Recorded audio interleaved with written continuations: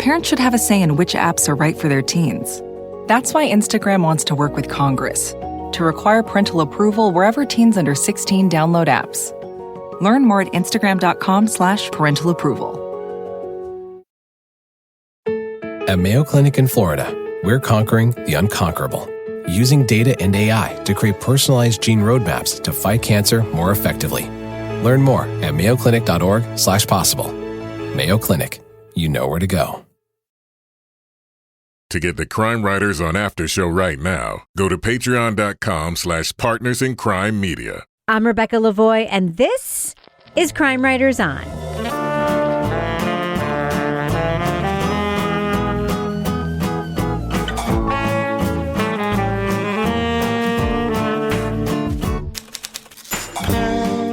Crime Writers On is the original true crime review podcast that digs into true crime, pop culture, other podcasts. And on this episode, is she a true friend and a devoted daughter? Or is she a cunning killer? We'll review the NBC dramatization of its own podcast, The Thing About Pam. Joining me to get that done and more is true crime author, TV journalist, and host of the These Are Their Stories podcast, the love of my life, my husband, Kevin Flynn. Hello, Kevin. Hello, Rebecca. Also with us is private investigator, certified pet detective, resident cat lady, and author of the best-selling Dead on Deadline, Laura Bricker. Hello, Laura. Hello, Rebecca. And finally, our captain of all things cynical, the author of the City trilogy of novels, host of the Strange Arrivals podcast, our Patreon Deep Dive Book Club podcast host, Toby Ball, here in person. Hello, Toby. I'm back, Rebecca. How are you feeling, Toby Ball? I'm getting there. Yeah? You feeling well enough to record some podcasts with us tonight? Yes or no? Yeah, well, we'll see, I guess. But yeah. I don't want to cause friction, but I will point out that Toby went away for 2 weeks. Yes. Came back for 1 week. Yeah. Got COVID. Went away for another week. Yes. And still gets paid the same amount as Laura Bricker. Yep. That's the way it goes. Oh. Yeah, it's true. Wow. That's true. Hey, Laura, just be glad you don't get 85 cents to Toby's dollar, all right? Yeah. You know? It's okay. It's okay. Toby came to Exeter for Lit Fest, so he's in my good graces right now. Yeah, you owe him. Plus, you guys thought he was naked when he signed on tonight, so that's 100%. Toby's wearing this flesh-colored T-shirt, which would have been a really badass chest tattoo right in the middle, right? It's just, Sweet. Is it a tree or is it It's like a tree that's set up like that Michelangelo, whatever it is, the Antediluvian man. It looks like the logo of a Unitarian church.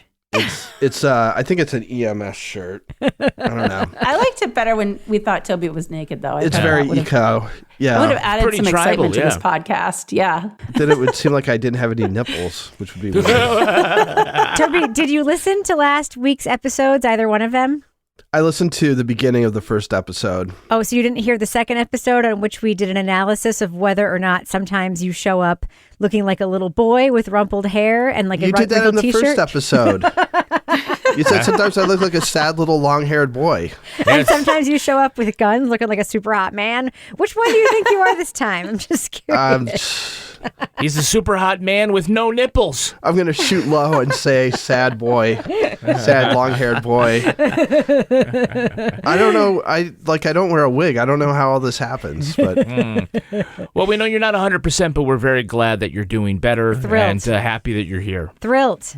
thank you. I'm ready Thrilled. for action. Well, we can't wait to talk to you about today's topic. But Kevin, before we do that, what is coming up on the next episode of Crime Writers On? On Thursday, we're going to be talking about season 4 of the podcast from WBEZ Chicago, Motive. That's going to be a good one, right? Yeah. Well, I think we should get into this episode's review. It's going to be a juicy one. Should we begin? Let's do it. Let's drop that first clip. A terrible story, too often told. Dead wife, guilty husband feigning grief. Open and shut, a story like that. Easy to judge the book by its cover. You'd think what happened on Sumac Drive was at the hands of Russ Faria. And you'd be wrong. When Betsy Faria was murdered in 2011, police aggressively pursued her husband, Russ. And an overly eager DA put him away with the help of her star witness, Betsy's BFF, Pam Hupp. What happened to Betsy was hard on me, too. Probably more than anyone. Except maybe Betsy. And people still say, Pam, she's blah, blah, blah. But everyone knows it was her husband. But the evidence points to Pam, who took Betsy's life insurance. And while bad things continue to befall people around her, TV news magazines home in on Pam and her web of lies. She's family. She's there for you. She's your neighbor. She's your friend from church. She's the one you never see coming. But that's the thing about Pam. Renée Zellweger stars in The Thing About Pam, the 6-part NBC dramatization based on the NBC podcast based on the NBC news magazine Dateline. With the droll narration of journalist Keith Morrison, the show goes full in for camp, playing up the quirky nature of the story's personalities and plot twists in a crime that America can't seem to get enough of. Spoiler alert, we are going to be talking about the well-trod plot points from The Thing About Pam. So if you want to remain spoiler-free, go to the estimated time code in our show notes to hear our thumbs up or thumbs down reviews. If you haven't been spoiled already. So, Toby, last time you were on a show, we talked about a piece of media, Undercurrent on HBO, that balanced the story of the victim perfectly in a dramatization of a real-life crime. And in this story, there is a victim who is a character in the show. And I actually found myself initially in the show being very, very uncomfortable with the dramatization of the victim. But then she just really isn't a factor. So what did you think about that? Because Betsy Faria is a character in the show, and she's a real-life person. And I don't know if you listened to the episode that we recorded last week about the girl from Plainville, in which I was extremely offended that the thing was even made. When I started watching this, I started feeling some of those ooky feelings come back. They disappeared for some reason in this, not sure why. And I'm wondering if you can clarify that for me, because Betsy is kind of a non-presence in this. Yeah, I mean, I think I had the same sort of feeling you did in that, you know, you started, and I assume we'll be talking about this a lot, but you started and you're like, why are they doing this? And, you know, the victim, at least in the first episode, I think for the most part, you see her body at the scene. And I have the same reservations, right? Is that why did you have to use like an actual real case that is well known and then stick to all these details in something where you're also, you know, they've got like a weird song and dance thing at the beginning. I'm a businesswoman. I do business all the time. Flip houses, turn a profit.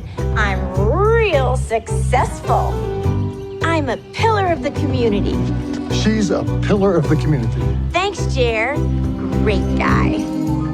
That's weird to me. It doesn't come off quite as badly, I think, as the girl from Plainville, because, you know, in the girl from Plainville, there's so much that's taking place with these two, like, kind of tragic, mentally ill teenagers that to me was really, really difficult to take, knowing that they were real and seeing them do like a Glee thing to REO Speedwagon and all. It just seemed really tasteless in that way. But in this, because the victim is so marginalized and that the focus is really on other people, like maybe that makes it seem like if you're going to do it this way, maybe that decision is what makes it a little bit more easy to take, is that you're not spending much time trying to do something campy that has the victim centered. It's all about these like crazy people in the small town and then these two city lawyers who show up and try and figure out what's going on. Kevin, I just almost felt like you had the same feeling when we started watching it. We were like, is this weird? Is this okay? But then for me, it was almost like this was so meta. It was a meta of a meta of a meta. And like when Keith Morrison came in narrating it, I was like, what the fuck is actually going on, right? Yeah, I mean, that point that Toby and you are making has to be discussed within this framework, that they have gone full camp, and they are embracing all of the peculiar aspects of not just the case, but of Pam herself. And while Pam is certainly the focus of I guess we'd say the comedy, it wasn't just sort of later that I started to feel a little uncomfortable about the glee in which Pam is interacting in funny ways, but with a real victim. Yep. Now, I don't really think they ever made Betsy the butt of a joke, but she does kind of get pulled in to this whole it's light and funny. Absurd, and isn't this absurd? Like the 5 different ways Pam talks about like what happened that night, and it doesn't disqualify it for me, but I sort of halfway through I'm kind of like, this is almost too fun to go without sort of the consequences of feeling ashamed a little bit by it. And they also kind of do the same thing with Lewis, who he's the shooting victim that just kind of gets pulled into this. There is a fine line between laughing at the absurdity of Pam's alibi and her story, like portraying Lewis as this ninja and doing all these spins and stuff, and a fine line between that and laughing at a murder victim with physical disabilities. Yep. So, I don't know, do they find the balance? Maybe. I don't know. It's an argument that you could take either side on. Yeah. What do you think about the campiness of this, Laura? Because it goes all the way. And I'm just going to tell you straight up, I made the choice myself. There are a lot of things that made me very uncomfortable about this. The portrayal of the victims as comedy items, the fat shaming, which we'll talk about. But I made the choice myself to give in to this show at some point. I can't remember exactly when it was I made that choice, but at some point watching this show, I was just like, fuck it, I'm giving in. That was my choice. I opted in, and I was like, I'm just doing it. I'm letting myself go to the Thing About Pamness of this, and I was like, kind of liking it. What was your feeling, though, about the fact that they did like really commit? Because they did not. They fully committed to the camp here. Oh, yeah. And that's what you were saying before is you gave in. Well, it was because it was really easy to watch. And it was so ridiculous that it was easy to watch. So I kept watching. But, I felt like the character of Pam, as played by Renée Zellweger, was like so exaggerated that it was exaggerated to the point that it was just ridiculous, with like the big gulps, how she's got her hand on the big freeze all the time. The facial expressions, the way she's talking. Yeah, exactly. I think the only reason that any of it works is because Renée Zellweger is in this role. I don't think it would have worked if somebody else was in the role. Could you please read the letter in front of you? No, I can't read that. I need my glasses from my husband. So you gave law enforcement incorrect information? Yes, that is a correct statement. There are also other statements in there that do not say that. My question is, by leaning into that campiness and this just over the top, like we've got these crazy reenactments. We've got this thing where like when Pam starts telling one of the stories of what she says happened, which is always a lie, and starts, well, and then this happened. And then you see the actual people acting it out. And all of a sudden they're opening their mouths, but Pam's voice is coming out.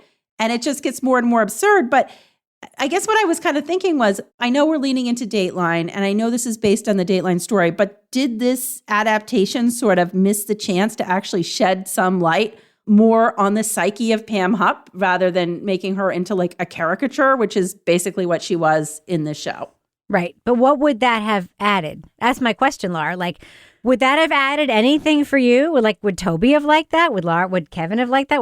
Would you have liked that? Would you have wanted a deep dive into the psyche of Pam Hupp? Would that have actually been interesting for you? And that's what my question is. I said, does anyone actually really care about that? Because this was just like this campy, easy to watch, ridiculous version. Just so much of this was just so off the deep end in terms of how exaggerated it was that wasn't necessarily the forum to get deep into Pam Hupp. But at the same time, there were actual people that were murdered and that were victims in this case. And how do they feel about this? But Laura, I think that in the true crime world, this particular story is singular in the manner that the way it was treated and is consumed on Dateline and in the podcast and then this story. Because the way the podcast is that it was a lot of Keith Morrison.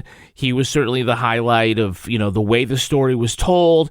Pam is a quirky, self-absorbed character. She's different from a lot of other characters. And so there was a tone to the podcast that if you don't try to build off of that for a TV show, then why do The Thing About Pam?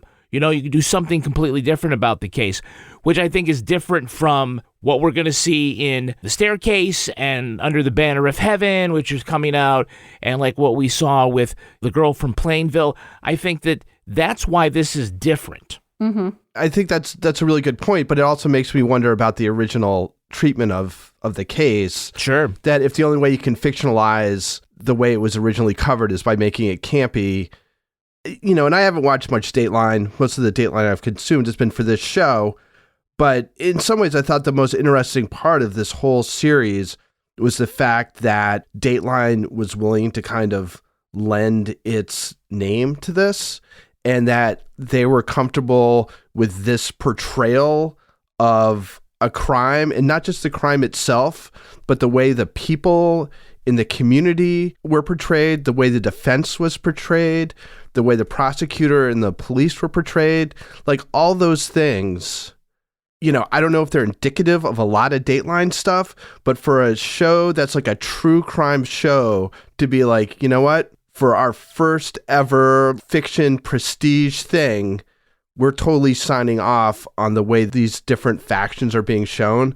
I thought that was super interesting. I don't know if it's good or bad, but just the whole time I was like, oh my God, like it's such a reversal of what you're used to, which is usually in these things, like the city people come to the country and they like get some good old country values and fall in love with somebody and realize they've left the city isn't all that they thought it would be. And this is the exact opposite. Like these two city slicker lawyers show up and they're like, what in God's name is going on here? The two Utes. You're in their eyes, right? I mean, they're the reliable narrator in this entire thing is these two city lawyers. And I thought that was really interesting too. I mean, I think this to me seemed a lot more interesting than The Girl from Plainville. Like the choices they make are a little bit counter to what I would have expected. And I thought that's what kind of kept my interest. More than 75% of parents agree teens under 16 shouldn't be able to download apps from app stores without parental permission. Instagram wants to work with Congress to pass federal legislation that gets it done. Learn more at instagram.com/parental approval. Start your wellness journey at Whole Foods Market, where it's Jumpstart January through the 16th. Stock up on supplements with some of the year's biggest savings. Plus, save on air-chilled organic boneless skinless chicken breasts, organic Honey Crisp apples, organic large Hass avocados, and more. And since Whole Foods Market is the only certified organic national grocer, it's easy to make them your wellness destination. Jumpstart your January now at Whole Foods Market. At Mayo Clinic in Florida, we're conquering the unconquerable, using data and AI to create personalized gene roadmaps to fight cancer more effectively. Learn more at mayoclinic.org/possible. Mayo Clinic, you know where to go. All right, guys, let's take a break and do some business. I can't wait to do some business. All right, play the music. Don't forget the music. I just started it. Oh, my God. All right, we're going to start with the Crime Writers on After Show. This week, we are talking about the latest plagiarism controversy in true crime podcast world. Plagiarism when I'm just taking your whole article and making my whole podcast about it, even though you worked on it for 9 years. Is that plagiarism? No. And, by the way, I found out, and we can talk about this later, but my book was the source of a new podcast. It was. A new podcast episode, yes. Oh, my God, yes. By the way, I got nothing for that. Yes, and you have no clout, so if you tweet about it, nobody's going to fucking care. Yeah, nothing's going to happen. You can get on Patreon the latest episode of Toby Ball's Deep Dive Book Club. You mean Toby Ball's Deep Dive Book Club podcast? Yes, before Toby knew he was terribly sick, he was able to get in a great discussion with three of our all-time favorite guests, and they talked about the book, The Library Book. Which is a real book. It's a real book. You can get it at the library, but, maybe it's better to buy it at a store. Toby, tell us a little bit about our guests. I coughed my way through a fun conversation with Dr. Shiloh from LA Not So Confidential podcast, Sarah D. Bunting, who you all know, and Janet Varney. And we had a super interesting discussion. Both Janet and Shiloh are from LA and are very familiar with the LA library, which I've never been to. So it's kind of interesting how that colored the conversation a little bit and their enthusiasm. And there's a lot of, between the two of them, They had some interesting kind of behind the scenes information that I think enhanced my understanding of the book. So people should check it out. It was fun. Yeah, so that's great if you want all of that stuff. Plus 175 exclusive episodes. That you're going to get all of immediately. All of immediately. 50 episodes of Leave It to Bricker and 50? Toby Balls. Wow, yeah. Laura. We've been doing it a while. You can just join us at Patreon. You go to patreon.com/partners in crime media. And thus ends the business section.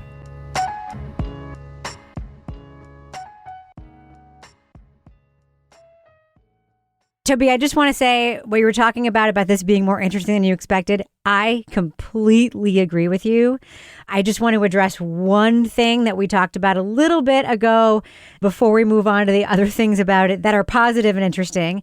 One thing to me that is negative and interesting, and I think a poor choice, was the decision to focus so much on Renée Zellweger's fat suit to make Pam Hupp's weight, which frankly in real life is not extraordinary and should never be extraordinary for anybody, period.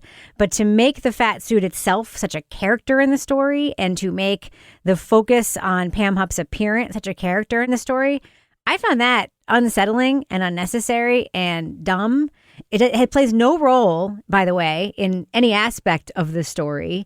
There's no reason to in any way focus on Pam Hupp's appearance in any way in the story. If anything, if you're going to focus on some aspect of Pam Hupp's appearance, it should be on Pam Hupp's face, because Pam Hupp used some of that money to get plastic surgery on her face, which they don't really talk about at all in the show.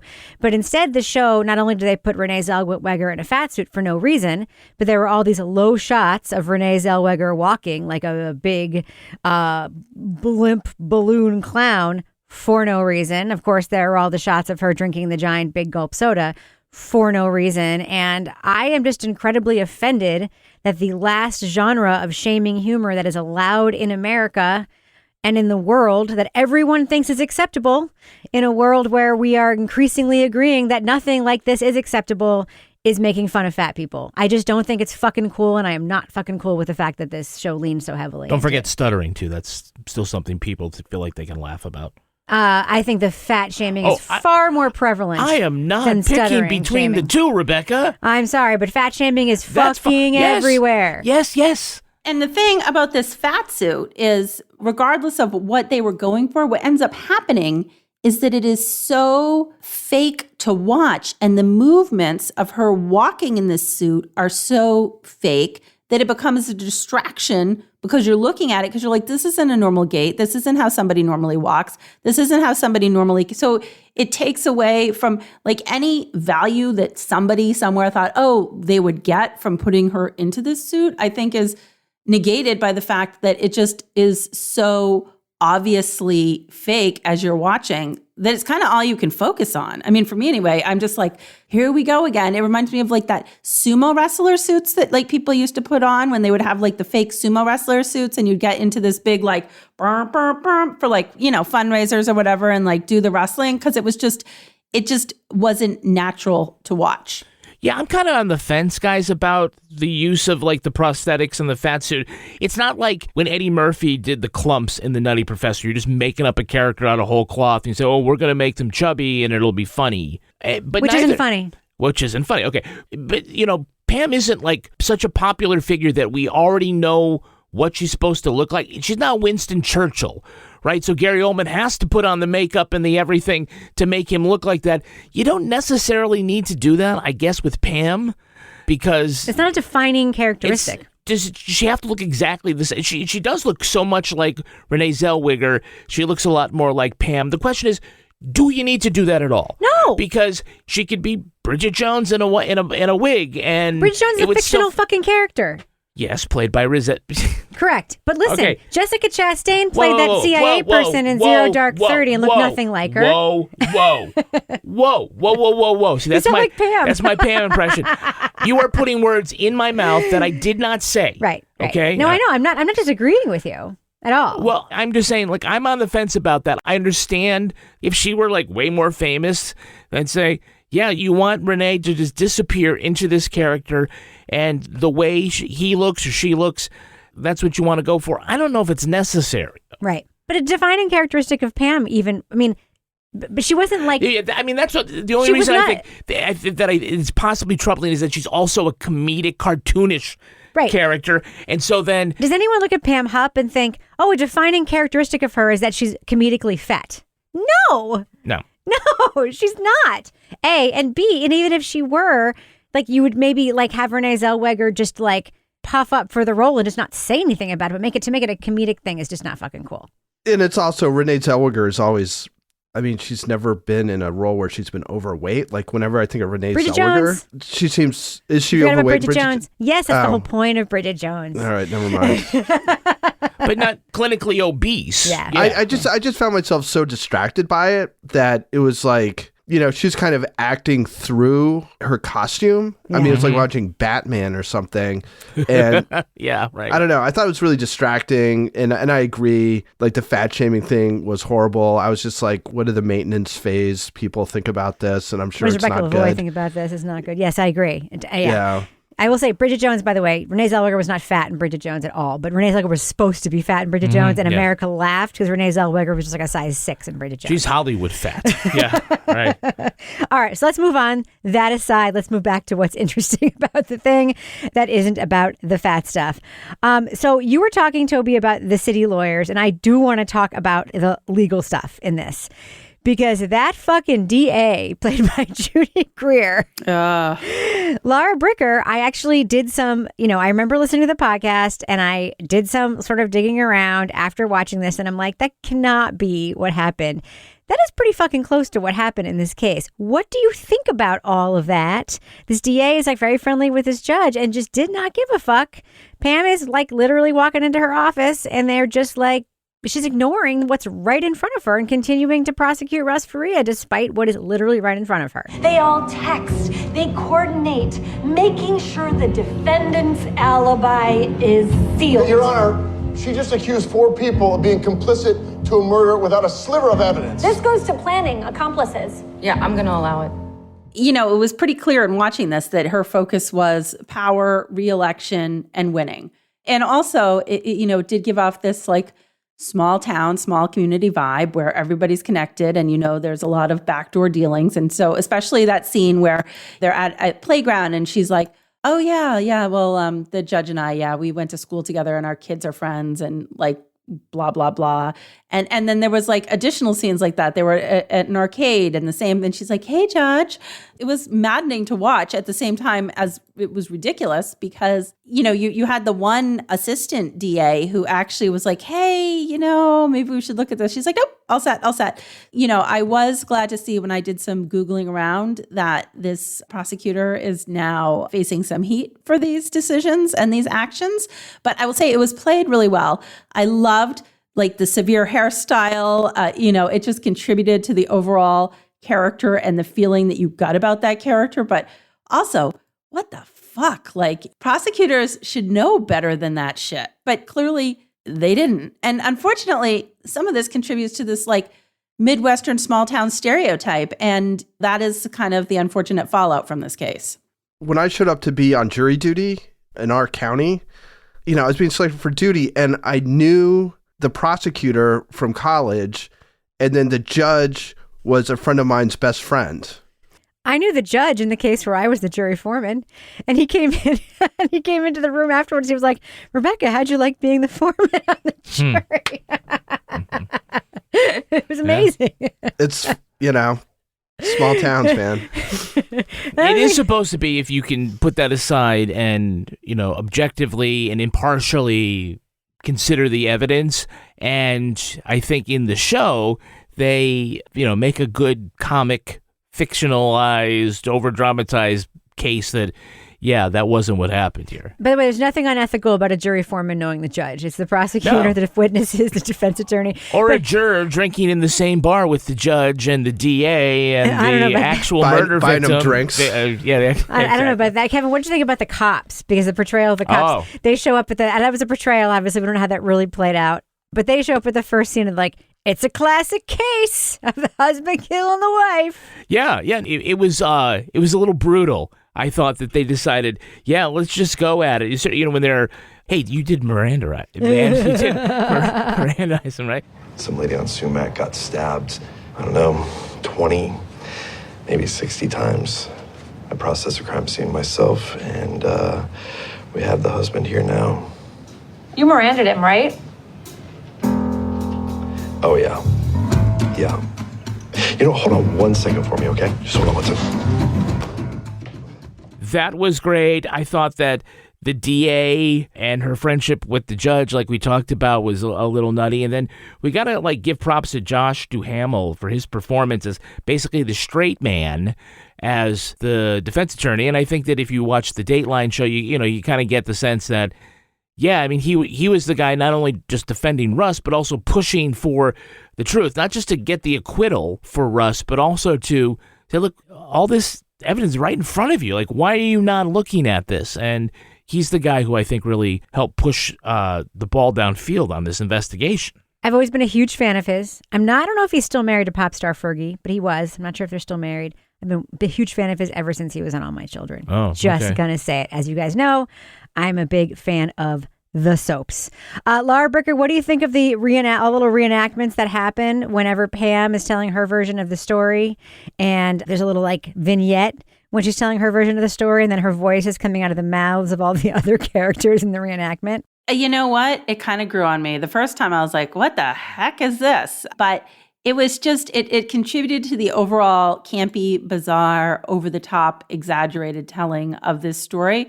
It was kind of funny in a way, but it was also it started to get me. The more lies she told in these little vignettes, and the more I was watching people be like, oh, okay. And she'd be like, oh, well, then, and Russ is like, I'm going to kill you or whatever. And I'm going to smother you with a pillow. And all these things that kept coming out, definitely for me added to the oh my God, I started to I think in this adaptation more than the others, I really felt this growing about Pam. I can't believe she's still getting away with this, because the thing about this was there's no big mystery the way that this is told. We know from the beginning, Pam is lying. Pam is up to no good. Pam is shady right from the beginning. So the more that these bizarre reenactments happen that are just so far-fetched, and the more people believe them, I'm like, oh my God, I can't believe this. But at the same time, I'm like, they're kind of ridiculous. It's I'll keep watching. Toby, I don't ask you to psychoanalyze Pam or anything. Tell us what you think is wrong with her. But this scheme where she's driving around this mobile home park, and the plan is, I'm going to pretend to be a Dateline producer to get you to record a voiceover so that I can then murder you and say you were an intruder who was actually the person who committed the first crime or something. What the actual fuck? This is, I just keep thinking, what are the layers there where you actually think this is going to work? Is that just white Karen lady, hubris? I mean, that's all I kept thinking. I was like, this is the ultimate in Karen villainy, right? Is Pam? Well, it kind of worked the first time, right? I mean, It's not like it was a foolproof plan. I mean, she killed her and then, I guess mopped up blood with socks and slippers or something. I mean, I never quite figured out what was going on with that. But that whole thing was just ridiculous. And, so I think she was just wow, I got away with it one time. I can do it again. And I think she felt like she was smarter, A, than she actually is, and B, than other people. And, I don't know. It's weird. If it wasn't based on reality, you'd think it was a stupid way to end it. Yeah. But the fact that it is sort of what happened, it's just sort of a head scratcher. But yeah, I think that's it. I mean, I think she got away with it once. She's like, hey, my plans are so good. How about this one? And the fact that Russ ended up marrying that woman that she tried to pick up the first time is bananas. True story. Yeah. And one final thing, Kevin. Yeah. Dateline puts itself into the show that it's making about the podcast that's based on their own show episode. Yeah. Thoughts? Okay, well, look, first of all, NBC has squeezed all the juice it possibly can out of this orange. And, unless they want to make a weekly series, The Things About Pam. The thing about Pam? Crazy Pam. It's Pam. Yeah, I mean, the snake is really eating itself in a, this super meta way. Think about the very last scene, which is Pam in prison watching on TV The Thing About Pam. And then she turns to the camera and says, oh, yeah, they always get it wrong. You can't believe anything, right? See? Told ya. Got it all wrong. You know how they are. There's like breaking the fourth wall right there. And I'm like trying to figure out, is this a joke or is this like them actually poking Pam, the real Pam, in the eye about, yeah, we know you're going to watch this, think it's all bullshit, so we're calling you out on the bullshit right now. Anyway, I thought it was, a great way to sort of end this meta within a meta with NBC doing the thing about NBC that was the thing about NBC. More than 75% of parents agree teens under 16 shouldn't be able to download apps from app stores without parental permission. Instagram wants to work with Congress to pass federal legislation that gets it done. Learn more at instagram.com/parental approval. Start your wellness journey at Whole Foods Market, where it's Jumpstart January through the 16th.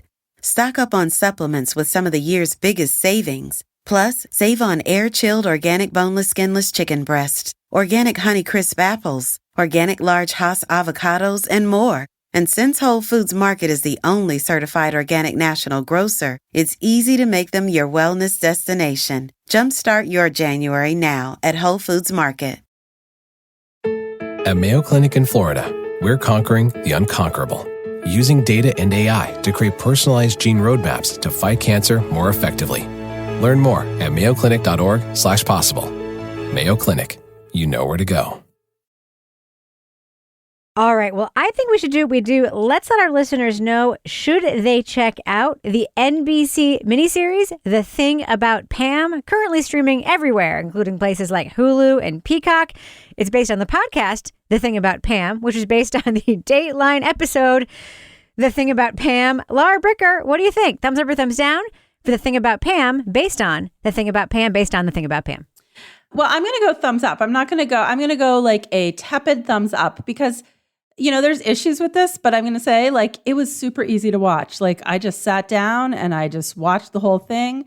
It was ridiculous in the way that it was over the top in the portrayal of Pam with Renée Zellweger. There were all sorts of scenes that were pushing things to the limit with these like almost like Broadway little vignettes with, Pam suddenly at one point dancing. I mean, the whole thing was just ridiculous, but it was again, if you like Dateline and you have watched the Dateline special, The Thing About Pam, and you have listened to the Dateline podcast about Pam, you are probably going to like this new NBC version about Pam. And they could have done away with the fat suit for Renée Zellweger. It was a distraction, and I think it was something that didn't need to be done. But other than that, it was something that I watched, and I would probably watch again. So that's my review. Toby Bo, what do you think about The Thing About Pam? Thumbs up or thumbs down? So I think kind of the gateway is, are you comfortable watching a dark satire about a real life murder? If you can get past that, which, I'm kind of on the fence about whether you can in this case. I do think they were smart in focusing on, for the most part, people other than the victim and the victim's family. They play a small part, but they're not like dominantly mentioned. So you're basically looking at these other actors in the case. And I think it's done in a kind of, an interesting and smart way. I think the acting is really good in it. The choices they make are pretty interesting, with the exception of, I don't know why all these things feel like they have to have these ridiculous, surreal scenes, often around like semi-music videos. And I wish somebody would just give them a little tap on the shoulder and be like, don't do this. It's just not going to come out the way you think it is. But yeah, so again, I've got like some real questions about whether you have to make something this close to reality and something you've already shown in a bunch of different formats. And I think there's other examples of things like To Die For, where it was clear what case they were basing it on, or A Thing About Another Pam. Exactly. So anyway, I'll give it a thumbs up. If it was a little further away from the truth, I think I'd be more enthusiastic about it. But I think it's interesting. Kevin Flynn. Yeah, I'm going thumbs up. I mean, we have pointed out some of the flaws it has. It does sometimes things in the service of comedy that are slightly problematic, but overall, this is a very entertaining 6-episode series based on a very entertaining podcast series. There are many different styles and flavors of true crime in the universe. The Pam Hupp story, lends itself to some dark comedy, and they went with it. And, you couldn't do this take on many other crimes, but they did this in a way that, again, I enjoyed binging it. So thumbs up. Yeah, I think, okay, first of all, I'm giving it a thumbs up. Even though there's so many things about it that I like on paper, like fat suit thing is super offensive. I'm very ookily uncomfortable with the portrayal of, like Toby said, the closeness to reality of the crimes and the portrayal of the victims, like in real life with their real names, and showing the murders portrayed on camera and the body. It's like, that stuff is gross. And I always think about, like, it shouldn't be funny, right? That being said, I think I figured it out why I like this. Pam is not a villain where we can say there's more at work here, right? Like, this is somebody who's like, that we can feel like there might be something else going on, right? This is somebody who objectively got away with a murder and put another person in prison for it, and then killed like 2 more people and thought she was going to get away with it. So there is sort of this sense that's kind of rare, I think, in the modern true crime era, where we are looking more at like wrongful convictions and injustice, where there is something that is like a little bit satisfying about seeing someone who kind of deserves it get their comeuppance, especially when they were responsible for a wrongful conviction. It is almost like a relief to like have a little bit of dark humor around it. So maybe that's why I enjoy this a little bit. Also, I'm just so fucking thrilled that Toby Ball gave a thumbs up to something that has Keith Morris's voice in it. And by the way, love the fact that he kind of dropped in and narrated this thing. So this thing is weird as fuck. And I completely agree with everyone out there who hates it. Like, you can hate it if you want. And there are a lot of things about it that I hated. But in the end, I really enjoyed watching it. So yeah, fuck it. Thumbs up for me for the Thing About Pam. And now it's time for my favorite part of the podcast, a little something I like to call the crime of the week. It's official. Guinness World Records says an Esco, Minnesota family of 5 is the tallest family in the world. Does Toby belong to this family? No. The Titanic Trap family measures in at an average of 6 feet 8 inches. Mom and dad are 6'3.5" and 6'8" respectively. Their daughters are 6'8" and 6'6", while their son tops out at 7 feet 3 inches. It took a year to get Guinness to officially declare them the record holders. Savannah Trapp says growing up that tall had its challenges, like ceiling fans, but they say people should embrace who they are and, quote, rock what you got. Panel, this Brobdingnagian brood should celebrate their win.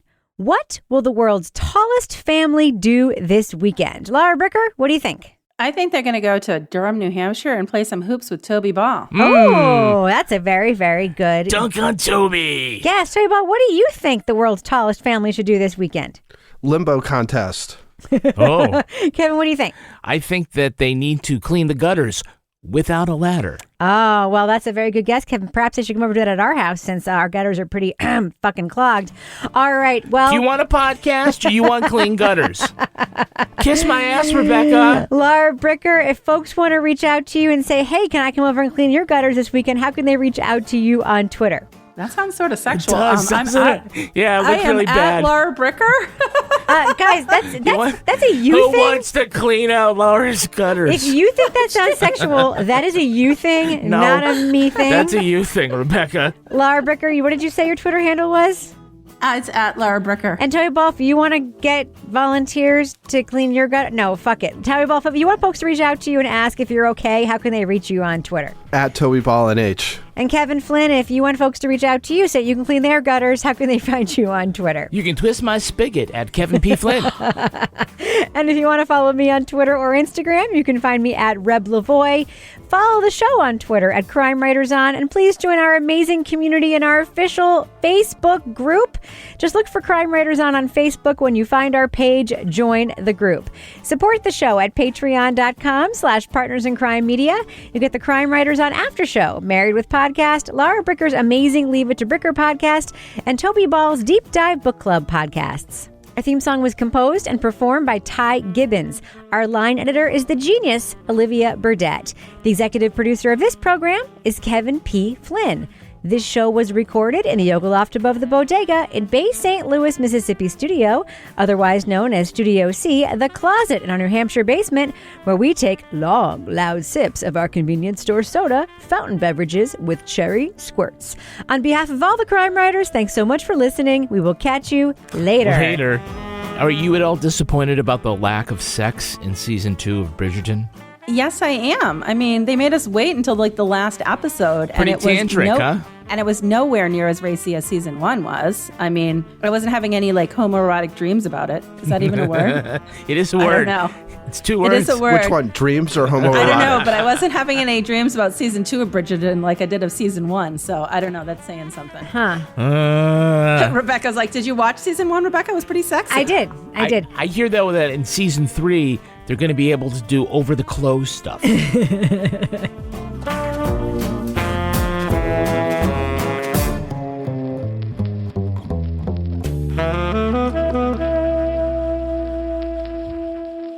Partners in Crime Media. At Mayo Clinic in Florida, we're conquering the unconquerable. Using artificial intelligence and data, our experts can create a personalized gene roadmap just for you, customizing your cancer treatment, giving your body exactly what it needs to fight the disease. We're making more possible at Mayo Clinic, because every day we're doing what's never been done. Learn more at mayoclinic.org/possible. Mayo Clinic. You know where to go.